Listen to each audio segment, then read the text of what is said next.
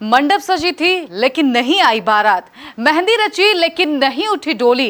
लड़के के पिता ने रखी शर्त, लड़की के पिता पहुंचे थाने। आखिर क्यों दूल्हे ने शादी से कर दिया इनकार, देखिए इस रिपोर्ट में। अक्सर ये जुमला पढ़ने या सुनने को मिल जाता है कि दुल्हन ही असली दहेज है। ये बात जानते हुए भी कई बार लालच इंसान पर इस कदर हावी हो जाता है कि वो दहेज के चलते एक परिवार का मजाक बनाने से भी गुरेज नहीं करता। जरा इस लड़की को देखिए, जिसकी कल 29 मई को शादी होने वाली थी। शादी की सारी रस्में पूरी हो चुकी थी, हल्दी लग चुकी थी, मेहंदी लग चुकी थी।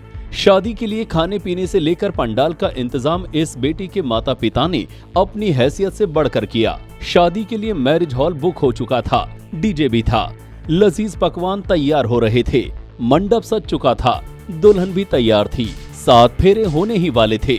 बारातियों के स्वागत में कोई कसर नहीं रह जाए, इसके लिए मुकम्मल इंतजाम किए गए थे। तभी दूल्हे के परिवार वालों ने कुछ ऐसा कह दिया जिसकी कल्पना ना तो बारातियों ने की थी, ना तो घरातियों ने। ऐन वक्त पर दूल्हे के लालची परिवार ने फेरों से ठीक पहले 4 व्हीलर और इन्वर्टर तथा नगद रुपए की मांग कर दी, जिसके बाद लड़की के परिवार वालों पर गमों का पहाड़ टूट पड़ा।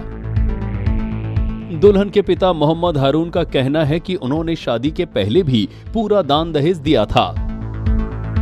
लड़के को सोने चांदी की अंगूठी के साथ साथ उसके पूरे घर वालों को भी कपड़े और कैश भी दिए थे। सर हमारे यहाँ ये हमारी बेटी की शादी थी, आज के लिए डेट फिक्स किया गया था और 10 बजे रात को हमने सारा दहेज में जो भी देना था बेटी को अपने, वो हमने दुकान से परचेज किया, सीधा उसको हमने भेज दिया। उसके बाद ये 1:30 बजे रात, हमको लगभग 1:30 बजे रात ही हमको कॉल करते हैं। उसमें सीधा इन्होंने डिमांड कर दिया कि हमें इसमें 4 व्हीलर, बाइक में अपाचे और इन्वर्टर, अब कुछ छोटे आइटम इन्होंने और डिमांड कर दिया। हमने पूछा कि अगर इसमें मान लीजिए हम नहीं दे पाते तो इसके आगे आपको पता है क्या हो सकता है। जेवर में झुमकी दिया है, इनके घर वालों को टब दिया गया है, चांदी का पायल दिया गया है। इसमें नियर अबाउट समझ लीजिए कि 5 लाख के आसपास समथिंग है। इंगेजमेंट में भी हमने 1 लाख रुपए कैश, अब बाकी इनके फैमिली को किसी कपड़ा, किसी को चांदी के पायल, किसी के सोने के टब, जो हमारी हैसियत थी, हैसियत मुताबिक हमने काम किया।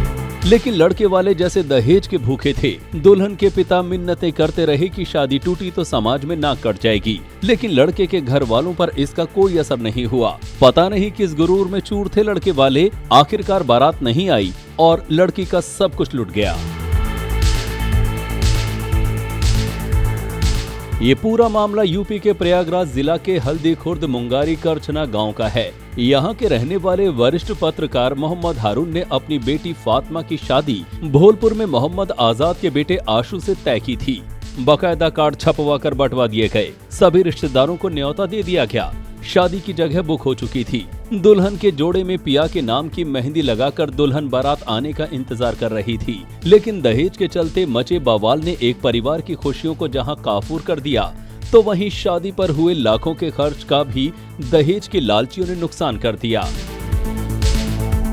अब लड़की के पिता मोहम्मद हारून थाना औद्योगिक क्षेत्र में प्रार्थना पत्र देकर मदद की गुहार लगा रहे हैं। दहेज लेना और दहेज देना दोनों ही जुर्म हैं। रीति रिवाजों के नाम पर बेटी की शादी करने वाले माँ बाप से मौके पर इस तरह दहेज की मांग को किसी भी तरह से जायज नहीं ठहराया जा सकता। ऐसे दहेज के लोभियों पर तो सख्त से सख्त कार्रवाई की जानी चाहिए। प्रयागराज से केबीसी न्यूज के लिए फतेह मोहम्मद की रिपोर्ट।